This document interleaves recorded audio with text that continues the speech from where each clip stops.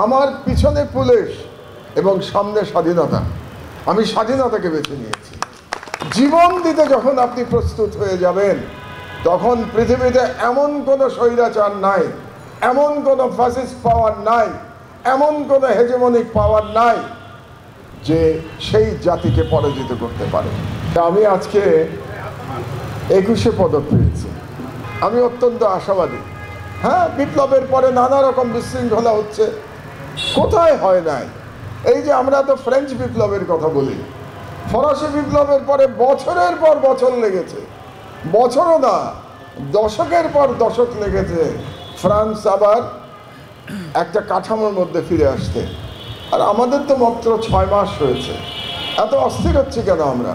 এখনই আমরা তরুণদের এত দোষ ত্রুটি খুঁজে বেড়াচ্ছি কেন? আমাদের তাদের প্রতি কৃতজ্ঞ হওয়া উচিত। তারা জীবন না দিলে আমরা এখনো ফ্যাসিবাদ দ্বারা নিষ্পেষিত হতাম। তারা যদি জীবন না দিত, তাহলে আমি নির্বাসিত জীবন থেকে স্বদেশে ফিরতে পারতাম না। তারা যদি জীবন না দিত, তাহলে আপনাদের সামনে দাঁড়িয়ে আমি এখন বক্তব্য দিতে পারতাম না। তারা জীবন না দিলে আমার দেশ পত্রিকা পুনঃপ্রকাশিত হতো না।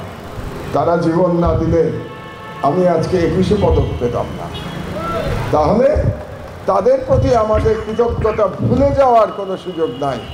তাদের ভুলভ্রান্তি হলে তরুণদের ভুলভ্রান্তি হবেই। সেই ভুলভ্রান্তি আমাদেরকে শুধরিয়ে দিতে হবে, তাদেরকে সহযোগিতা করতে হবে, তাদেরকে পথ দেখাতে হবে।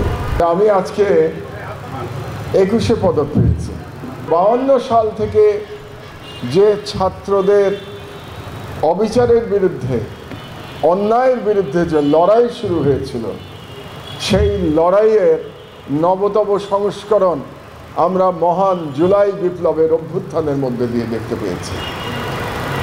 বাংলাদেশ এক অদ্ভুত দেশ, যেখানে প্রতিটি লড়াই সংগ্রাম ছাত্রদের দ্বারা হয়েছে, আমার মতো বৃদ্ধদের দ্বারা হয় নাই। 52-র ভাষা আন্দোলনে ছাত্ররা জীবন দিয়েছে। 71-এর মুক্তিযুদ্ধ শুরু করেছে ছাত্ররা এবং পরবর্তীতে সেনাবাহিনীর সদস্যরা, তরুণ সদস্যরা।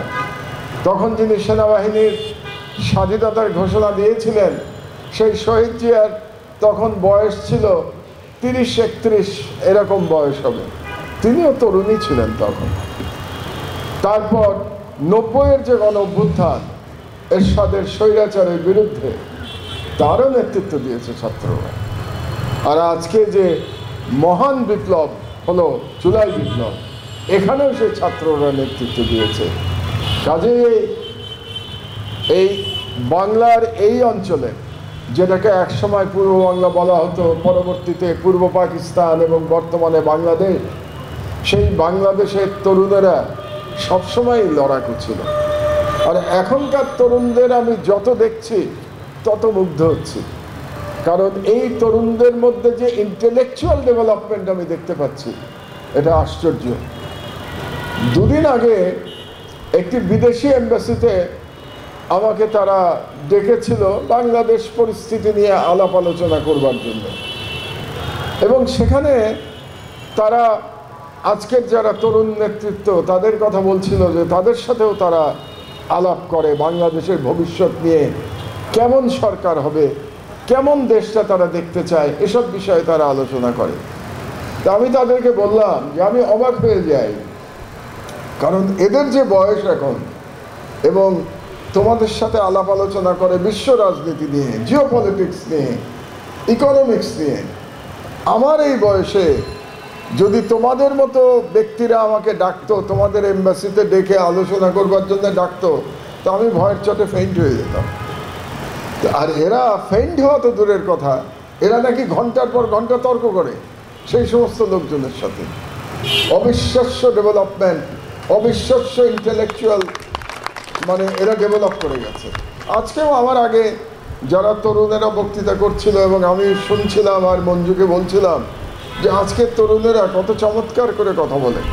এদের বয়সে আমরা এত চমৎকার করে কথা বলতে জানতাম না।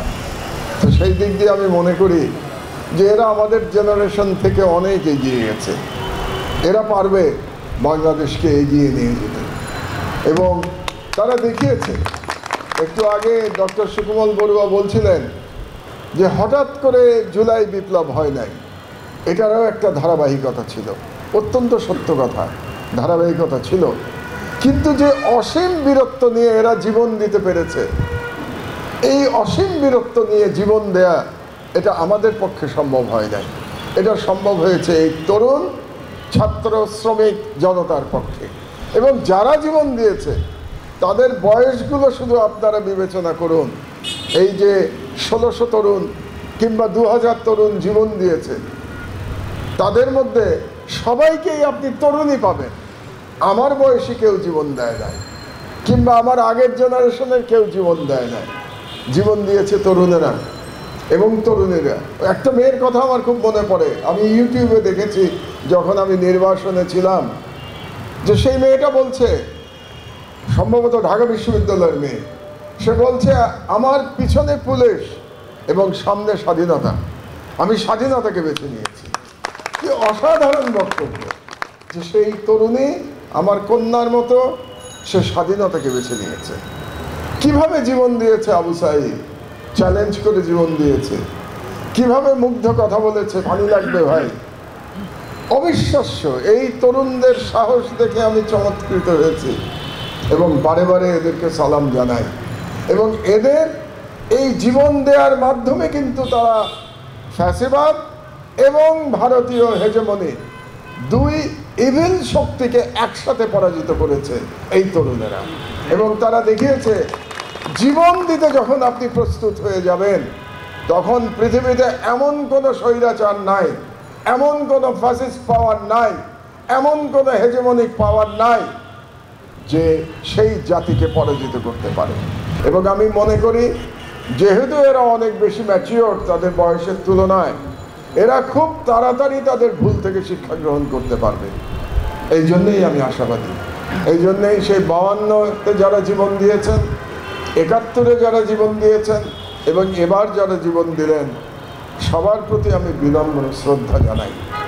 এবং আজকে আমি মনে করি খুব চমৎকার অনুষ্ঠানের আয়োজন করেছে মঞ্জুরা, এবং আপনাদের উপস্থিতি দেখেও আমার ভালো লাগছে। আমি একটু আগে বলছিলাম যে ভালো উপস্থিতি, এবং এই উপস্থিতিতে আপনাদের সাথে একটুখানি আলাপ পরিচয় করতে পেরে, সুযোগ পেয়ে আমার ভালো লাগছে।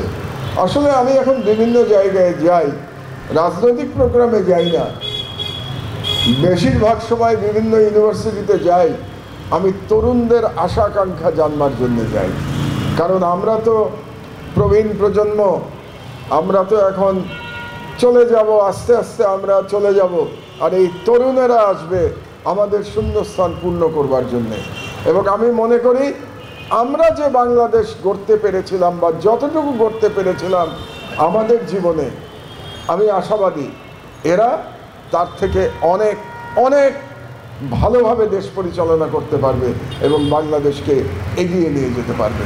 শুধু একটি প্রত্যাশা, যে তারা যেন ঐক্যবদ্ধ থাকে, তাদের মধ্যে নেতৃত্বের লড়াই থাকতে পারে, আদর্শেরও দ্বন্দ্ব থাকতে পারে, কিন্তু যদি বাংলাদেশের তরুণ সমাজ ঐক্যবদ্ধ থাকে, তাহলে আর কোনো ফ্যাসিবাদ এই দেশে ফিরে আসতে পারবে না।